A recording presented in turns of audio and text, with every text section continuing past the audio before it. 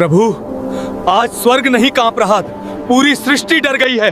नरसिंह का क्रोध अब किसी असुर पर नहीं रुक रहा। ये वही क्षण था जब स्वयं देवताओं ने एक देवता से दूसरे देवता को रोकने की प्रार्थना की। नरसिंह ने अधर्म का अंत तो कर दिया था, लेकिन उनका क्रोध अब सृष्टि के लिए संकट बन चुका था। और जब शक्ति सीमा भूल जाए तो उसे रोकने के लिए केवल शक्ति नहीं, महाशक्ति प्रकट होती है। कहानी उस क्षण से आगे बढ़ती है जब अत्याचारी हिरण्यकश्यप का अंत हो चुका था। धर्म की विजय हो चुकी थी, पर संतुलन अभी बाकी था। भगवान नरसिंह का अवतार अधर्म के विनाश के लिए प्रकट हुआ था, लेकिन उस युद्ध के बाद उनका प्रचंड क्रोध शांत नहीं हुआ। उनकी उग्र ऊर्जा से दिशाएं कांपने लगी, धरती थरथरा उठी, आकाश दहकने लगा और समय तक सहम गया। देवताओं को भय हो गया, यदि यह क्रोध न रुका तो वह शक्ति जो सृष्टि की रक्षा के लिए आई थी उसी सृष्टि का विनाश कर देगी। तब सभी देवता ब्रह्मा से लेकर इंद्र तक एक ही स्थान पर एकत्र हुए और पहली बार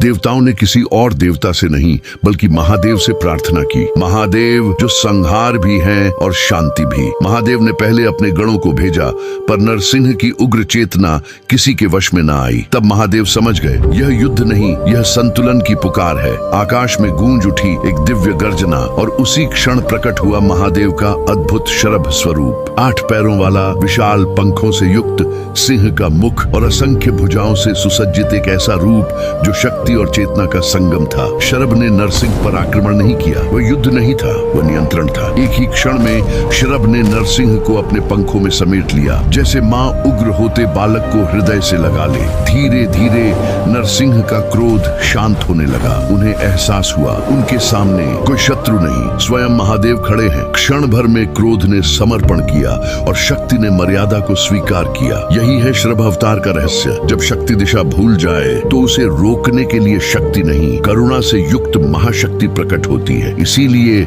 महादेव केवल विनाशक नहीं, वह सृष्टि का संतुलन है। यदि यह कथा आपके भीतर भी श्रद्धा जगाती है तो हृदय से लिखिए, हर हर महादेव।